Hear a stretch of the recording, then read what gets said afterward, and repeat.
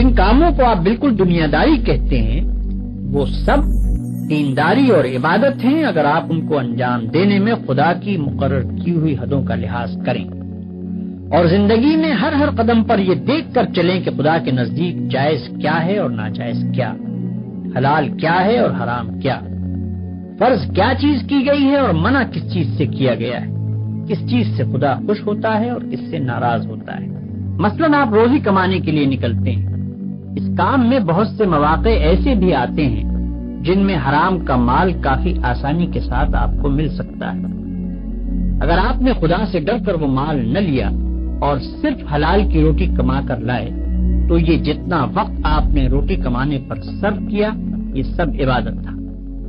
اور یہ روٹی گھر لا کر جو آپ نے خود کھائی اور اپنی بیوی بچوں اور خدا کے مقرر کیے ہوئے دوسرے حقداروں کو کھلائی، اس سب پر آپ اجر و ثواب کے مستحق ہو گئے۔